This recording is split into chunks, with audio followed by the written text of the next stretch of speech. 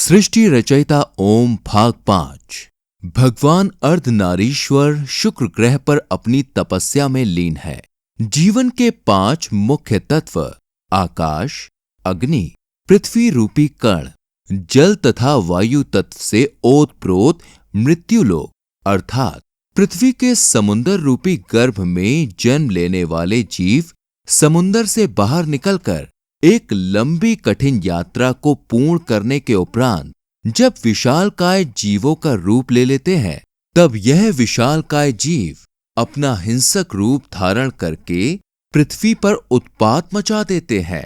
अतः उत्पात मचाते मचाते जब यह विशालकाय जीव अपनी चरम सीमा को भी पार कर देते हैं, तब भगवान अर्धनारीश्वर अपनी भक्ति को विराम देकर अपने शक्ति रूप से कहते हैं, हे देवी, यह विशालकाय जीव दिन प्रतिदिन हिंसक होते जा रहे हैं और इनकी इस हिंसक प्रवृत्ति के चलते पृथ्वी पर एक संतुलित जीव संसार की रचना को स्थापित नहीं किया जा सकता है।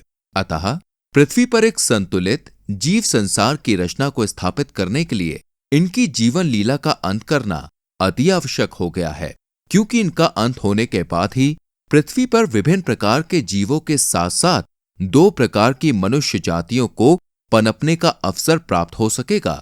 हे देवी, इन विशालकाय जीवों का अंत करने के लिए हमें एक सामान्य आकार के क्षुद्र ग्रह का सहारा लेना होगा। जो आज्ञा प्रभु।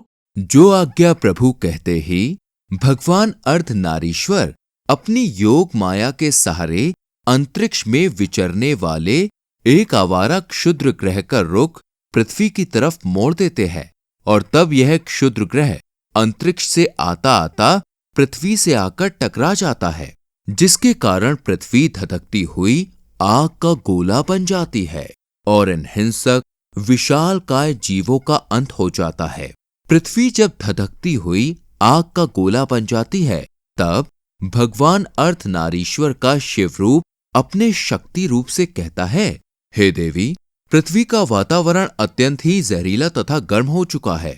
अतः पृथ्वी जब तक फिर से अपना जीवनदायिनी स्वरूप प्राप्त नहीं कर लेती, तब तक के लिए हमें इस ग्रह को छोड़कर सूर्य से चौथे स्थान पर परिक्रमा करने वाले ग्रह पर जाकर अपनी तपस्या शुरू करनी होगी, क्योंकि इस ग्रह को अब जहरीले बादलों ने घेरना शुरू कर दिया है।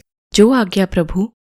जो आज्ञा प्रभु कहते ही भगवान अर्धनारीश्वर शुक्र ग्रह से सीधे आज के मंगल ग्रह के एक ऊंचे स्थान पर बैठकर तपस्या में लीन हो जाते हैं।